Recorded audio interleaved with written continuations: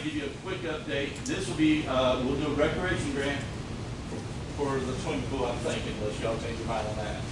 But we'll also do a community development block grant, and that will be for the community center. This year, CDBG Community Development Block Grants allows us to go after parks because they have all this money in water and sewer, and so we don't need to get water and sewer no more right now. So we're going to actually go after for the community center. What we're doing here will be 100% more than anybody else is going to do. So I really feel really good about that. And with that one is actually you go up to $1 million, so we can get $1 million. Your match is Sweetwater.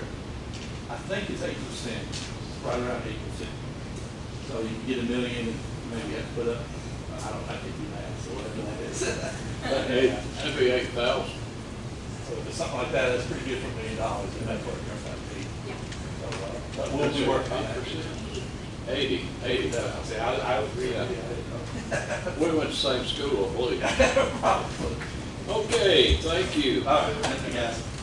So if you want to leave, you just feel, Thank you for that. I will. I gotta go to home in Jacksboro. okay.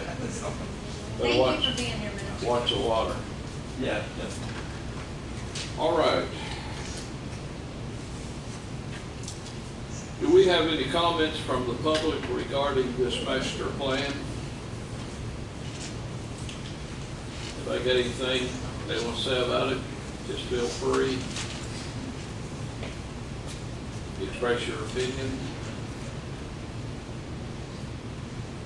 Personally, I'd like to say it's a good idea, and I think we need it, and I think we should go after it for the future of Sweetwater, and everything we do as a commission is for the future, and that's what we got to look at. We're going to have a lot of influx of people coming in, and we need to get ready for it. Eddie. Yes, I think community center, if we continue looking that direction, it help fill a lot of gaps that we're lacking, you know, for recreation as well as having a place for our older adults to meet and, you know, have board games, classrooms, quilting classes and stuff like that.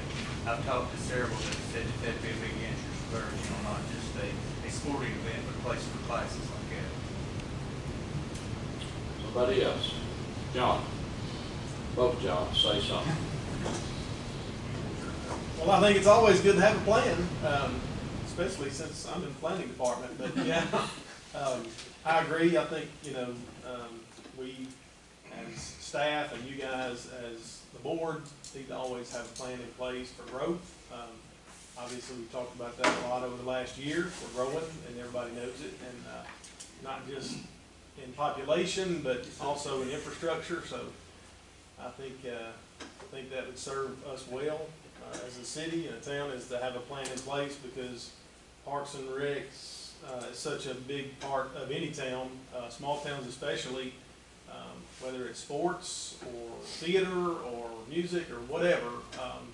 Just having parks for people to get outside and activities for kids to be involved in is huge. Again, especially for a town like Sweetwater, that really connects people. So anything we can do to plan and improve for the future, I'm all for it.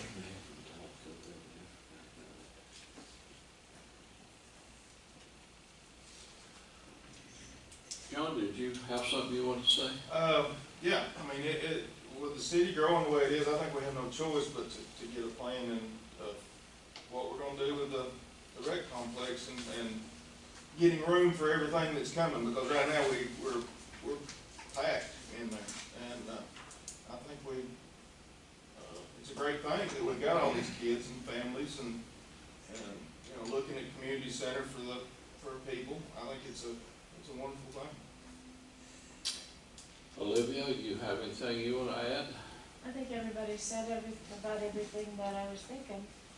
With more people moving in here, we do need more things to offer. So Yeah. it's a great idea. Thank you. Julie? I'm excited about hopefully a community center. I think it'd be wonderful. Tim? I'll just reiterate what they said. It's good to have a master plan in place in the future. I'd love to see us get a community center. And so Sweetwater's growing, a lot of people's moving in here. I see that every day in the, over there in the parks, soccer fields, football field, baseball. Soccer's grown like it's unreal, I mean. Okay, thank you, Tim. Tanya? There's been a lot of growth and a lot of new people. As we grow, we need to think about parking though too. We're good. Thank you, everybody. Go to the phone. All right, thank you. Great job. Okay, the public hearing is closed. Be sure to sign the sheet. And I don't know where it's at right now, but be sure to sign that if you've not. We have several new ordinances for first reading. John has drafted ordinance number 1012, 1013, 1014. He is sick, but he drafted these. I hope you've had a chance. They've been in the packet to look them over. Is this something he just updating, Jessica? I'm trying to figure out what was the purpose of updating these ordinances. If So the most ones of that we these, had was out of date or what? most of these have been requested. I requested 1012. Some of the things in our employee handbook that we have passed as a board do not necessarily match how they're laid out in the city code. So this is cleaning that up and making those things match.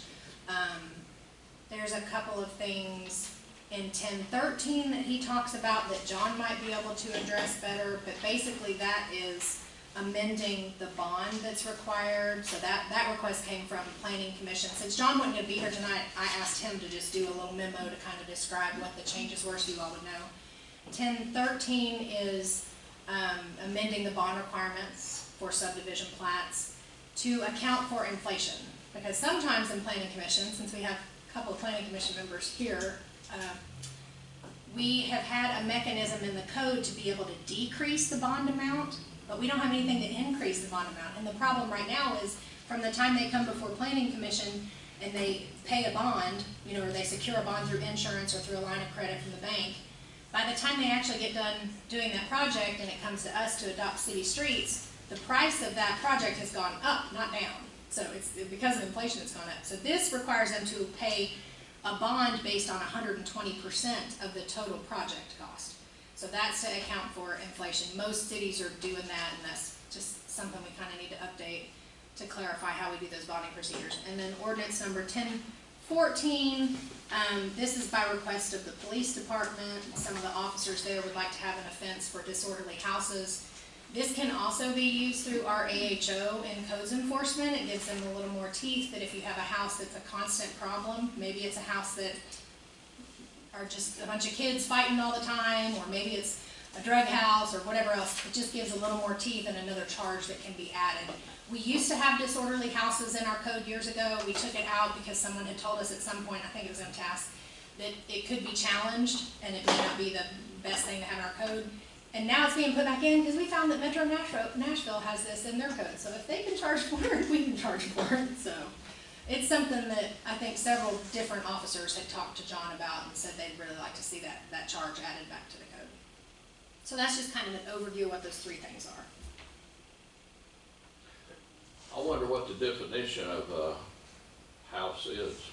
I mean, I know prostitution's written in there, but other than that, dope, all that kind of stuff, does that take all of this into consideration? If there is somebody selling dope at a house, like we've had in Happy Holler, places like that, then you have the right to go in and shut that house down. Is that what? We can get them in the court system. Get them in We'll the be able to court? get them in the court system. Whereas now, we're not, our hands are kind of tied to what we can do. We used to have this and we used to use it. And then once it got taken out, it's kind of hard to explain to people in neighborhoods and areas, why we weren't able to do that anymore. And Mr. Stubbs and I talked about it before, about it being a great tool and an asset for us to have. It will also, in situations, and one thing I talked to John about in Cleveland in particular, it helps landlords in rental situations, because most leases anymore will say you won't use your property for illegal purposes. So if we cite somebody for running a dope house or a prostitution ring or whatever, then that is a criminal offense. And it allows then the landlord to have grounds for an eviction without having, even if their rent's paid, and light bill's paid, taxes are paid. If they're doing something illegal in the house, it gives the landlord grounds to do an eviction. Okay. And get them out. Okay, Commissioner Hughes just asked a question that, just for clarification, I'll tell y'all, it's at the top of John's memo, it's the very first thing he mentions. It says that ordinance 1012 adds the office of administrative hearing officer. That is actually the position we've already appointed Reed Dixon to, so it's not adding a new position. We've already had that position, it's been budgeted, and we've already had it in the, we've already voted on it before and appointed that person and sworn in, but it had never been added in the section of the code that this applies to. So this is just making that match with what our actual practical function has been. that's the court that we can go up to $500 a day, if need be. Okay, any more questions? Everybody okay with this? Without, if you've not read it, you want a chance to read it, is everybody okay with it? Okay. Well, I would, we want to take them in order, or are we going? Yeah, take them in order. Well, I would move to adopt ordinance number 1012 on first reading as presented, subject to our review at our workshop. If anybody has further questions in the meantime. Okay, do I hear a second? Second. Any more discussion? Roll call vote. Commissioner Hughes? Commissioner Mosier? Aye. Commissioner Richardson? Aye. Commissioner West? Commissioner Stutz? Aye. Okay, motion carries. Okay, same thing with 1013. Ordinance number 1013. Do I hear a motion? Make a motion for approval to adopt 1013 as submitted. Second. Motion made second. Any discussion on that? Roll call vote. Commissioner Hughes? Commissioner Mosier? Aye. Commissioner Richardson? Aye. Commissioner West? Commissioner Stutz? Aye.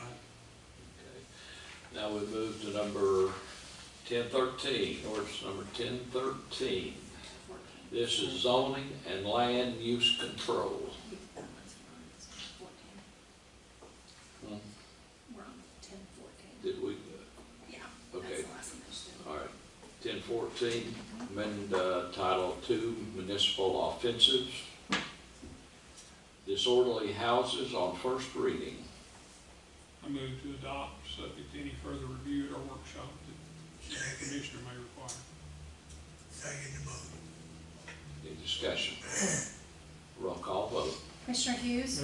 Commissioner Mosier? Aye. Commissioner Richardson? Aye. Commissioner West? Commissioner Stutz? Aye. Is that all of them? That is, we do have to do this one. Resolution for the election. Okay, we got a resolution to hold an election coming up in June.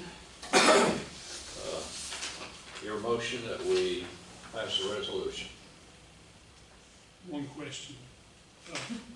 In the one we have here, paragraph 2 says 2 school board members, and the fourth paragraph says 3 school board. It is actually Yeah. 3 school board members. Thank Three. you for pointing Yeah, that we'll out. It is correct 3 that. this time.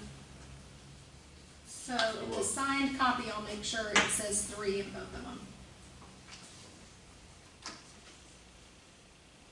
3 commissioners and 2 school board members. It's actually 3 and 3 this time. It's 3 commissioners, 3 school board members. Okay. Hear a motion to pass the resolution for an election. Make a motion. Second. Any discussion? Okay, if not, all in favor, aye. Aye. Opposed likewise. Motion does carry. I believe that's it, except we've got one little item here that we want to bring up. We have a birthday tomorrow. One of our birthday boys, Commissioner Buster West got a birthday, coming up tomorrow. We want to wish him a happy birthday in the form of a song, so let's sing it. Happy birthday to you, happy birthday to you, happy birthday dear Buster, happy birthday to you. Don't run off, we've got a few cupcakes over here. And we're gonna open up a refrigerator if you want a drink or a Dr. Pepper or some water or something like that, you're more than welcome to that. We will have our regular scheduled workshop on January 23rd at 5. And I believe before the workshop, we're gonna have a planning commission meeting at 4. That's right. Is that right? Okay. Commissioner Richson. Yes, sir. I have, 2 individuals that have completed their 16-hour course that we would like to put on our part-time, role as fire department. Daniel, I'll just go them together if that's okay. In the form of a motion, Daniel Alvarez and Juan Rodriguez to the fire department as part of it. Okay. Is there a second? Second. Any discussion? I think it pretty well takes care of itself. All in favor, aye? Aye. Opposed likewise, motion does carry. Thank you, happy new year. We'll see you January 23rd. Everybody stay and get you a cupcake and wish Buster a happy birthday.